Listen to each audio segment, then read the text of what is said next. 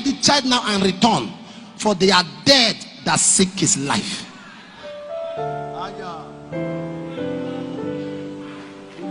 Family, let me tell you something.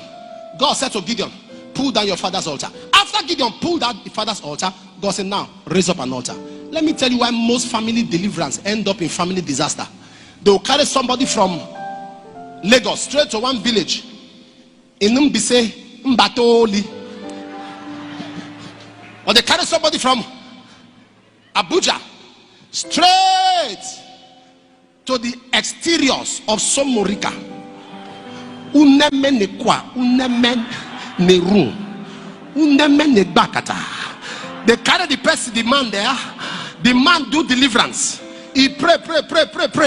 He anoints everywhere. When he's going, all the family that came from Abuja contribute of transport. Give him, he leaves. The problem increases. This is I thought we did family deliverance. Sir, you pull down an altar. You did not erect another altar. After you pull down an altar, raise. Go to verse 25 and 26. You see how God said, pull down this altar, raise another one. Pull down that altar. All of you, 6, 5, 7, 8, 2, 3, walk to a place, even if it's a pastor. Say, this is a jazz band we are buying for this church in the village. This is a keyboard. This is a pulpit we are buying for this church. It's our altar to be speaking in the village. That so long you are ministering from this altar, it swallows every altar that we have put down.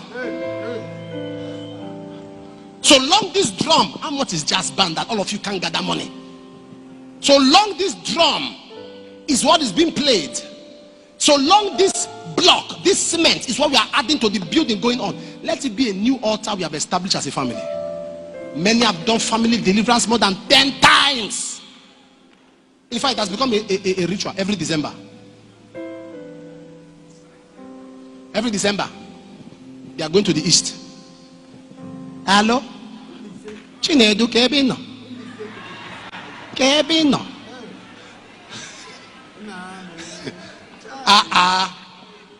We are going for deliverance again. It's not a ritual. 16 years, nothing is improving. Sir, if you clear the grass and you are not careful how you handle the land, the grass will grow. Raise! Be on your feet. Be on your feet. Raise an altar. Raise an altar. Raise an altar. Raise an altar. Stop all these family deliverances that you have been done, and yet altars are not raised. When an evil spirit is cast out of a man, he wandered through dry places, seeking rest and findeth none. He says to himself, I will go to my house. And when he gets there, he meets the place empty. He says, I will get 7 more spirits. And he comes back to that house, and the last state of that man. Then go at it, Matthew 12:45. Then go at it and take it with himself. 7 other spirits, more wicked than himself.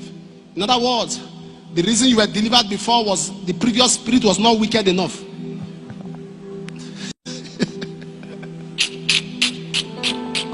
So this time, more wicked. More wicked than himself. And they enter in and dwell there, and the last state of that man is worse than the first. Even so shall it be to this wicked generation, that we do not raise altars. Now, how many of you have carried out family deliverance in your hometown, your village, your family house? You've done family deliverance before in your family house. You've gathered family. Raise your hand. Put it down. Honest, we are in God's presence. How many of you notice even after that, the same symptoms, the same battles continue? It's not because God didn't hear your prayers, because principles were not followed. Raise an altar. When battles come up against me, the reason I'm not bothered is because I've raised many altars. Many altars, multiple altars. Raise an altar. What is in this church, for example, that you single-handedly did? Nobody did this thing with you. This chair, one, you bought it, one. What is in the house of God, any church, anywhere? Can I say this to you? Can I say this? Whether it's Omega or not Omega, whether it's OFM or not OFM, if there is a church in your village that is a prayer church, a Bible believing church, invest there.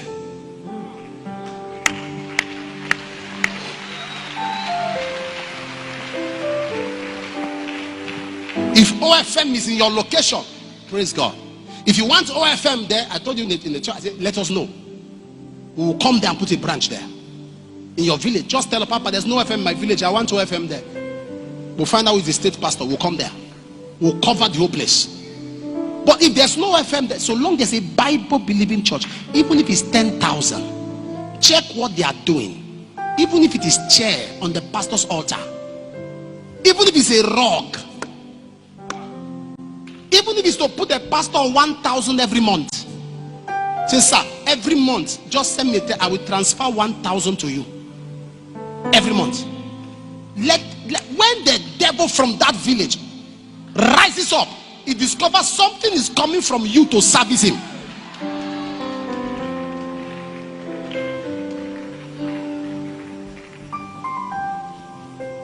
Men of the supernatural are not supernormal men.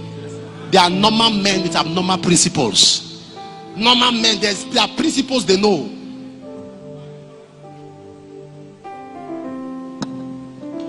You don't know those principles. So they appear like supernormal men, paranormal men. There's a pastor in your village that believes in prayer.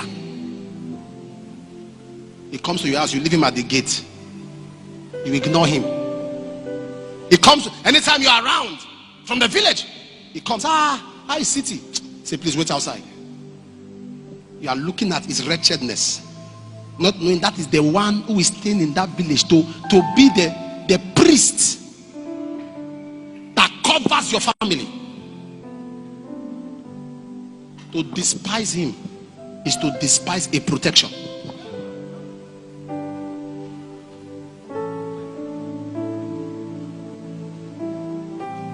Am I communicating here? I told somebody, I said, why are you so interested in me? Why is it that it's about me? You are ready to go all out. He said, I live abroad. I'm born in Aochi. I'm the son of the soil. I live there. I sleep. Sometimes I don't even pray much because I know there is a gatekeeper. He said, so when anything is happening, I am worried that, hey, I will soon be exposed. I will soon be under attack. That is why I fight. I say, oh, really? He said, yes. The problem is that you are not smart. Can you hear that a pastor in your village who you know is a true man of God, you hear he's hungry, you hear he's stranded, you can't send a bag of rice to him. You can't send a bag of rice. You can't send tubers of yam. Why? Because you say it's not your pastor. It's not your pastor. There's a role he's playing. If you think it's easy to confront the demons in that village, relocate. Relocate.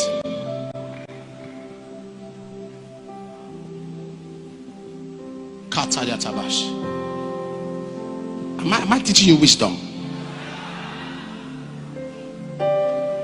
Am I teaching you wisdom? Am I teaching you wisdom? My mother is from a particular part of this state. There's a young man who is at the church in that place, himself and the wife. When I saw them, I said, come and see me. They came. I asked the wife, I said, what do you want to do? She told me, say, business. I gave her money. I said, what do you want? He said, there's one cheap car I saw for 600,000. This is a 600,000 naira car is a coffee. It's not a car. He mentioned another one that was like $1 million. I gave him. I bought it. Sister, why are you doing this for us? I said, you know the pastor in that time? My mother, they say, yes. I said, I know what I'm doing. You don't know. From my father's side, I'm on ground. My mother's side, hold on for me.